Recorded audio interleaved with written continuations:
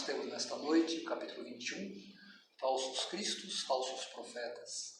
Um tema baseado no Evangelho de Jesus, que a doutrina espírita, através da obra O Evangelho segundo o Espiritismo, nos traz de uma maneira a nos auxiliar a compreender a importância do Cristo, a importância do profeta. Jesus, o Cristo, também foi um profeta, o maior de todos eles, naturalmente.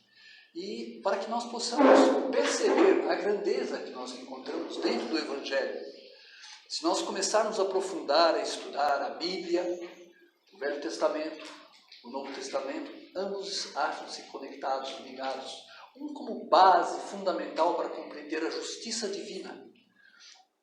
Dentro de uma população, de um povo que viveu, uma civilização que viveu, pelo menos, vamos colocar assim, 1000 anos antes de Cristo, para que pudéssemos preparar hoje, como nós estamos, a partir dos estudos, a partir do entendimento, na busca da compreensão da missão de Jesus, mas principalmente voltado para a evolução humana, no sentido moral, junto com o sentido também espiritual. Então ali nós, aos poucos, estudando uma parte ou outra, o Novo Testamento, que é baseado no Evangelho de Jesus, na missão de Jesus, no conhecimento que Jesus trouxe para nós, e baseado no Velho Testamento, para que nós possamos compreender a base, o fundamento, e ali perceber as estruturas que nos acompanham, nos dão suporte, nos dão sustentação, para que mais tarde, com a chegada da doutrina dos Espíritos, quando a humanidade pudesse melhor compreender os ensinos que chegaram para nós, através da ciência, através do pensamento mais lúcido, mais esclarecido, pudéssemos então entender a missão do homem na superfície da Terra. E também compreender a sua relação com os demais mundos que existem no universo, todos que são frutos da criação divina. Então é necessário que nós tenhamos uma visão mais aberta e possamos hoje, à luz da razão, à luz da ciência, aos poucos ir absorvendo esses ensinos e ver o que tem conosco, em cada um de nós. Nós vamos começar lembrando uma passagem que está lá em Lucas, no capítulo 4, versículo 18. Está ligado exatamente ao início da missão de Jesus do ponto de vista público, do seu trabalho público. Então Jesus passa pela sinagoga em Nazaré, na cidade onde ele cresceu, após vindo do Egito quando criança ainda, e depois se desenvolvendo ali como jovem, e fazendo dentro da cidade, logicamente, os seus primeiros trabalhos físicos, materiais. Mas a sua missão começa, segundo Lucas, exatamente nesse dia, no domingo, no sábado, melhor dizendo, quando ele vai até a sinagoga, onde as pessoas iam sábados para poder orar, conversar, ler os temas. Temas que eram trazidos na forma de rolos, que muitas vezes são em pele de carneiro. Esses rolos eram todos baseados nos livros que compõem hoje o que chamamos de Bíblia. Então havia a Bíblia hebraica. E Jesus então vai à sinagoga, levanta-se, dirige-se, vamos chamar de púlpito, para ler uma passagem. Então abre, praticamente ao acaso, o texto, ele recebe o rolo, abre o rolo e começa a ler uma passagem que é fundamentado num profeta do Velho Testamento, Isaías. Talvez o mais importante profeta que nós temos em todos os tempos, dentro da cultura, dentro da civilização hebraica. Então fala assim, Jesus lê o texto, dizendo assim: o Espírito do Senhor está sobre mim. Senhor é Deus. Porque Ele me consagrou pela unção. Unção seria a escolha, a forma de determinar quem vai fazer alguma coisa.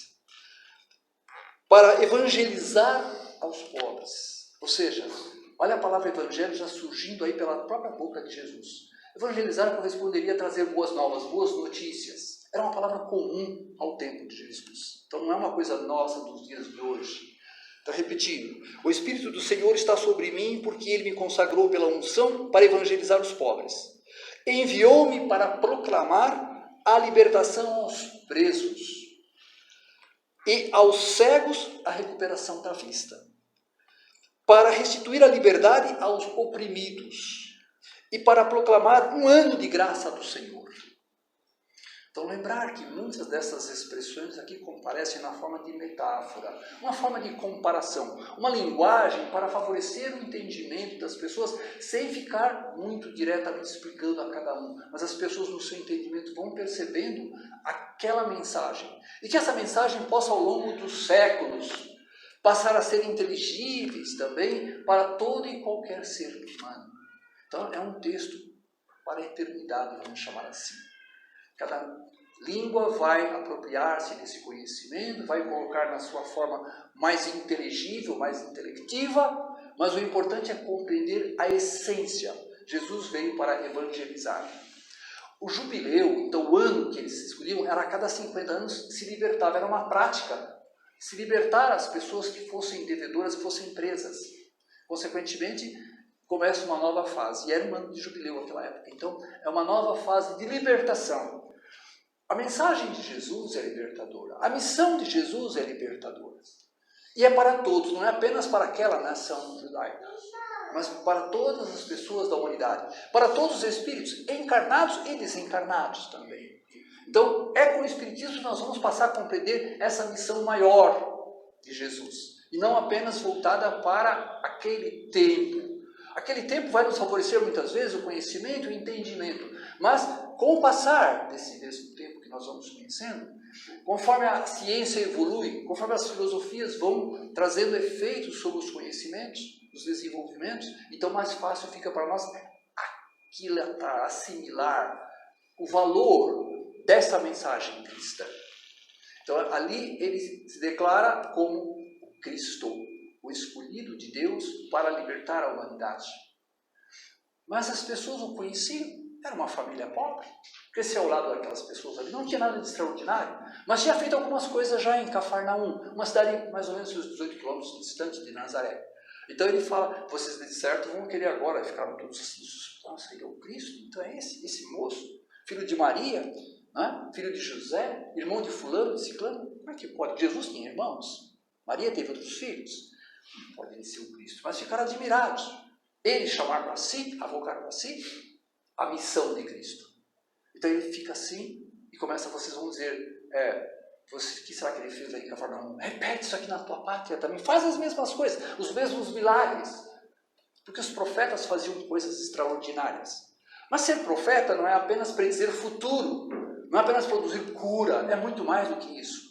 O profeta tinha, dentro da comunidade judaica e hebraica no passado, a missão de libertar as pessoas, de evitar que as pessoas oprimissem seus pobres, as pessoas menos de aquisição, de menor aquisição, de auxiliar, de amparar o bem dentro da comunidade.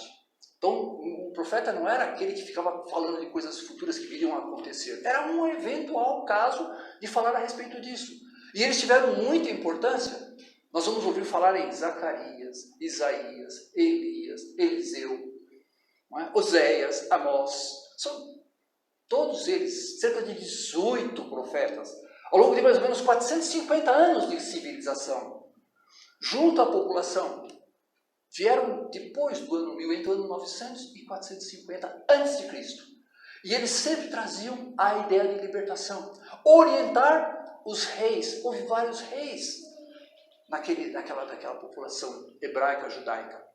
Então orientaram quando eles oprimiam a população, cobravam impostos escorchantes, ou então apreendiam as pessoas, perseguiam.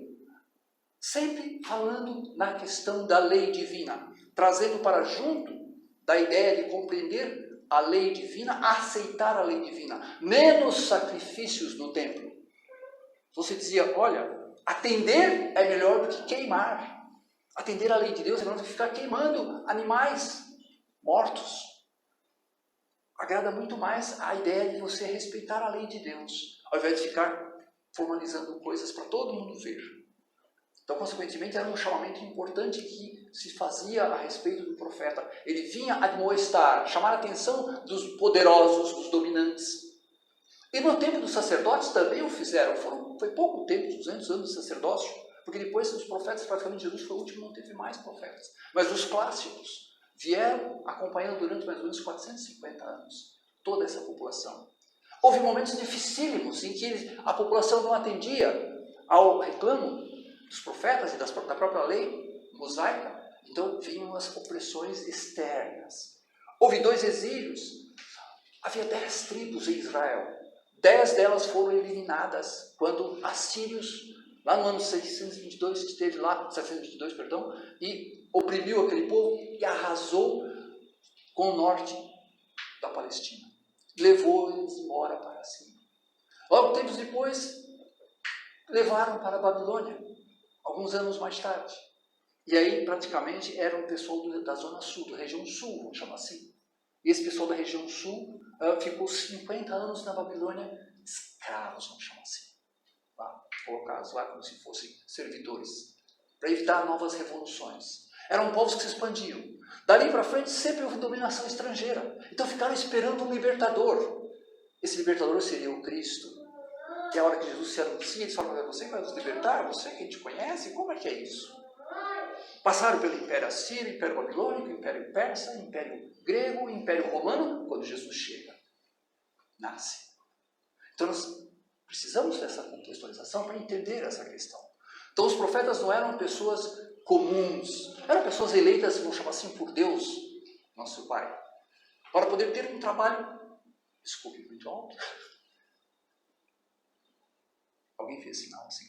Então, era importante ter essa ideia do profeta, compreender que o profeta tem esse papel diferenciado. Mas havia muitas pessoas assalariadas que se colocavam na condição de profeta e trabalhavam junto aos reis e atendiam à vontade dos reis e faziam profecias para atender o interesse desses mesmos poderosos. Consequentemente, o povo acompanhava aquilo e depois o povo se dava mal, vamos chamar assim. Então, com Jesus, a coisa é diferente. Jesus é mansuetude, Jesus é bondade. Então ele vem trazer a ideia de um profeta, ele fala também a respeito da profecia que se cumpre nele naquele momento. E consequentemente as pessoas então ficam atentas àquele chamado. Já a doutrina espírita traz para nós, no capítulo 21, comentários a respeito dos profetas. E ele fala exatamente esse tipo de questão. Então, por exemplo, Jesus cita em uma das suas passagens que nós devemos conhecer as árvores pelos seus frutos. Bom, e que cada árvore produz ou fruto bom ou fruto ruim. Consequentemente, a árvore que não produzir fruto bom deverá ser cortada, ceifada, retirada do meio. Então, a árvore boa é conhecida pelo bom fruto. Jesus usa uma linguagem favorecendo a compreensão, o entendimento das pessoas, que muitos deles eram agricultores, se cuidava da parte rural, daquela cultura, daquele povo. Era muito forte o horizonte, vamos chamar assim, rural, as perspectivas rurais das pessoas. Trabalhava-se no dia a dia, cultivando a terra. Quando os romanos chegam, eles acabam, arrasam as plantações, eliminam as plantações. Mas antes não havia só 4 ou 5 tipos de plantas. Eram comuns, havia a parte desértica, vamos chamar assim, mas havia as regiões que produzia-se leite e mel, vamos chamar assim. Não é? Então, era um lugar também rico de possibilidades. E com Jesus ali, quando falando daquela forma, desse jeito, dizendo sobre as plantas, fica fácil de compreender. E, consequentemente, o que se espera? O que se espera é que haja produção de bem, de bondade, de mansuetude, de paz, de harmonia, e não opressão, não violentação, não violentar as pessoas que sejam mais fracas, menos empoderadas. E era isso que muitas vezes os poderosos faziam. E os profetas, muitas vezes, aqueles que eram vamos chamar assim, acumulados de valores para poder atender os interesses dos poderosos, eles faziam, produziam coisas. Há embates entre profetas do bem, vamos chamar assim, e profetas menos cientes da realidade, menos conscientes. Consequentemente, Deus era visto como alguém que trazia para aqueles homens especiais as possibilidades de conhecer a respeito da vida do ponto de vista espiritual. Já é uma preparação para mais tarde termos a presença de Jesus na terra. Jesus então foi anunciado em pelo menos 4 profecias. Que ele, por exemplo, entraria em Jerusalém montado num burrinho. É uma profecia. Que, por exemplo, ele seria traído por 30 dinheiros, vamos chamar assim, 30 unidades de moeda da época. E assim vai. E que também ele seria, logicamente, a pessoa escolhida para trazer aquela forma de libertação. Mas não é a libertação física como se esperava.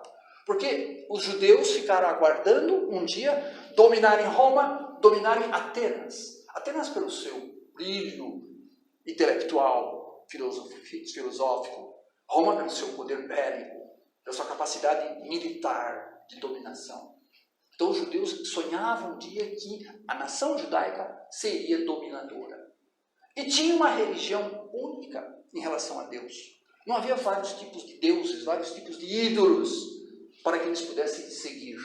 Então a ideia da profecia era exatamente trazer também uma orientação da existência de um único Senhor no universo.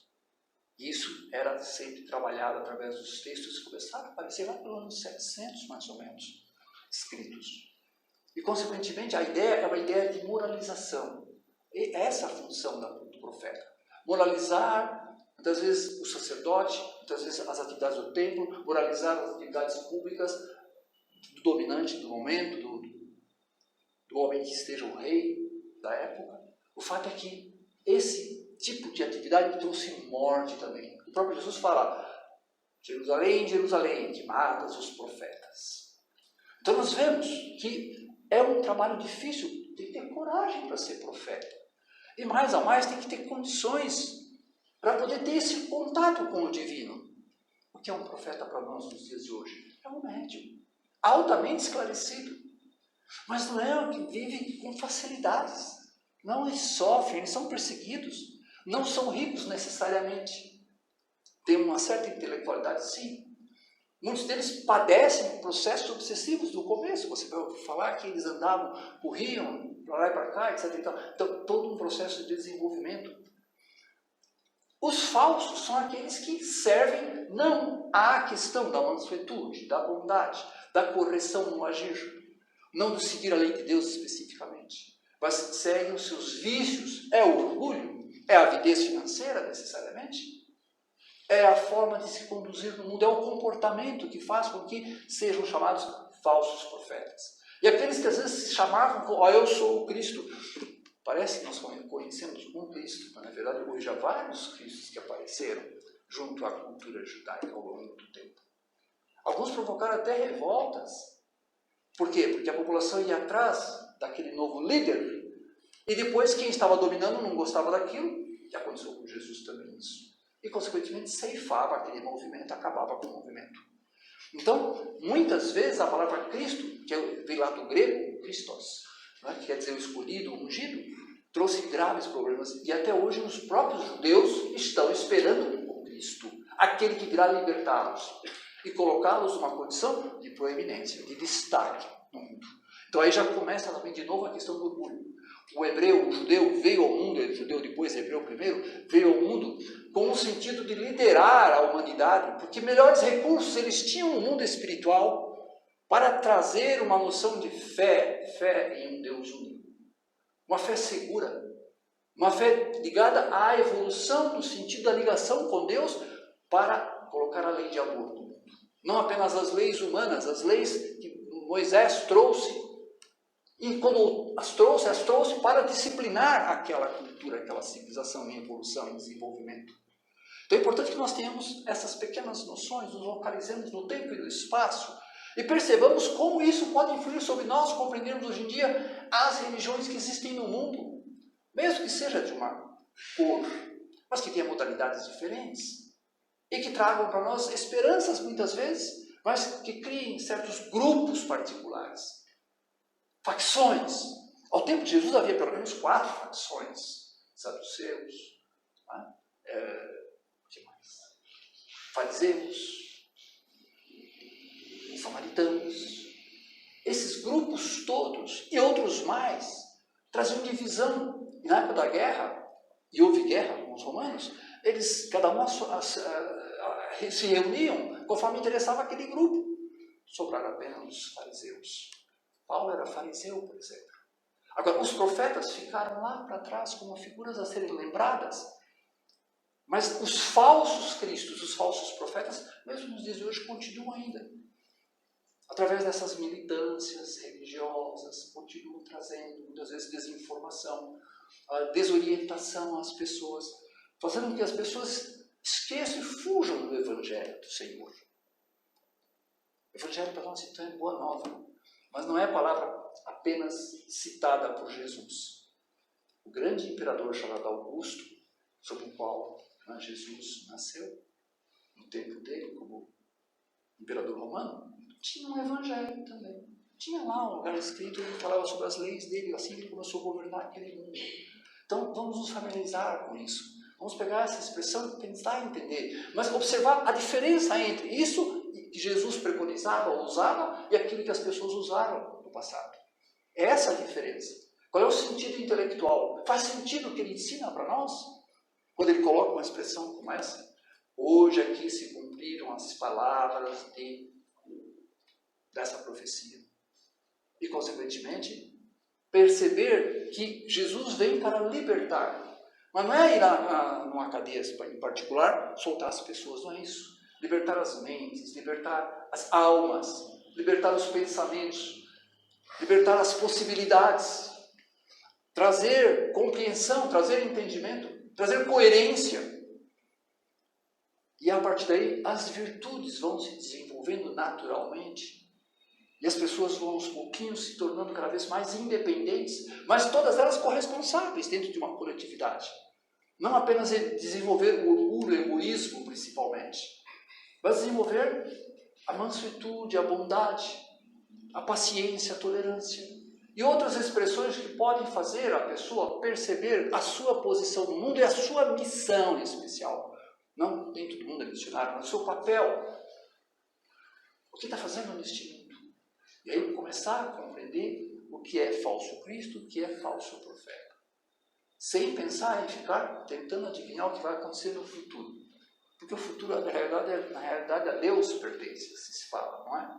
Então, ver o papel de Jesus como uma pessoa que foi um verdadeiro líder no seu tempo de um grupo pequeno, na verdade, que eram aquelas pessoas da Galileia, aquelas pessoas que eram pastores, eram pessoas ligadas à pesca, à cultura da sua rocinha, vamos chamar assim, e que percebem em Jesus alguém diferenciado e resolvem segui-lo, porque Jesus os convida para segui-los. E a partir daí, o mundo começa então a passar pela boa nova, vamos chamar assim. Mesmo assim, Jesus traz aquilo especificamente para aquele grupo ali. Chega no máximo até a Samaria, que era antigamente o reino do norte, onde havia lá as 12 tribos. Mas ele traz essa perspectiva e anuncia um mundo novo, um reino novo de Deus, vamos chamar assim. Aquele reino que está junto de nós, perante nós, junto de nós. E há pessoas ainda que continuam trabalhando nessas questões e se tratando como se fossem escolhidos. Existe isso aí. E tem existido ao longo do tempo, lá em Israel. Agora, hoje nós temos no nosso trato, nós temos uma doutrina chamada doutrina espírita, que procura ver o aspecto espiritual da vida que Jesus basicamente alicerçou para nós. Depois, os seus discípulos e Paulo de Tarso desenvolveram todo um trabalho em torno de Jesus, buscando mostrar a face de Deus, nosso Pai. Como que Deus pode ser visto no mundo? Então, Jesus mostra Deus como Pai. Jesus coloca Deus como alguém associado à lei de amor. Há leis que são compreendidas e que podem nos favorecer no entendimento para saber o que é milagre. Que existe uma ciência que explica os fenômenos. E quando não compreendemos ainda os fenômenos, atribuímos como se fossem prodígios que os profetas diziam fazer. Ou então, não ficavam avocando para si, chamando para si a responsabilidade de certo fenômeno. Ele fazia simplesmente para chamar a atenção das pessoas, para promover o bem, e não apenas um interesse particular, parcial também. Então, nós podemos ver que isso tem muito a ver conosco nos dias de hoje. Isso mexe conosco, se nós observarmos bem. Então, faz parte do nosso processo de aculturamento compreender essas passagens do Evangelho. E o Espiritismo traz para nós uma visão hoje mais apropriada por causa da época que nós vivemos, onde nós podemos raciocinar com matemática, com biologia, com física, com astronomia, para poder compreender o fenômeno da criação, o processo da criação. Não ficar mais pensando em Adão e Eva apenas, mas na humanidade. Figuradamente representada por um homem e uma mulher, mas na verdade uma etapa da criação divina. Entender que esse paraíso que foi criado foi um momento da criação, mas que na verdade o homem não foi jogado na terra, ele já foi criado de certa forma no nosso mundo, mas em outros mundos também. Antes de nós, aqui nós somos o mundo, como se fala na Bíblia, é o mundo da Terra, na verdade, que as pessoas compreendiam. Mas o universo hoje, a ciência mostra para nós, é fruto da criação, é muito maior do que nós possamos pensar. E com isso observarmos Deus com uma visão muito maior, não como homem, como nós muitas vezes pensamos, a forma de Deus, a face de Deus. Então, Deus é Espírito. Assim nos diz também Jesus. Então, a partir de Jesus, buscarmos compreender melhor o Evangelho, compreender melhor os ensinos que estão contidos na Bíblia, com muitos livros antigos, como o Novo Testamento, que é alguma coisa mais recente. E verificarmos como que nós nos colocamos diante desses ensinos. E quanto de coerência há dentro desses mesmos ensinos, para que nós possamos aproveitar, à luz da visão espírita, à luz da visão espiritual, o verdadeiro sentido do progresso humano. Se nós olharmos a Bíblia, não vamos ver vida futura. A própria morte é uma coisa aterrorizante. Morreu, tem que se desfazer logo do corpo. Ninguém faz ideia para onde vai. O Espiritismo nos mostra que existe vida após a morte. Que a vida continua. Que a ressurreição, a morte é a ressurreição. Então deixa de ser milagre. Acaba essa história de milagres. E passa a nos colocar como seres privilegiados para poder compreender no momento o bem que Jesus fez para a humanidade ao trazer a sua mensagem através do seu Evangelho. Muita paz para todos, uma boa noite, que Jesus nos abençoe as oportunidades da vida.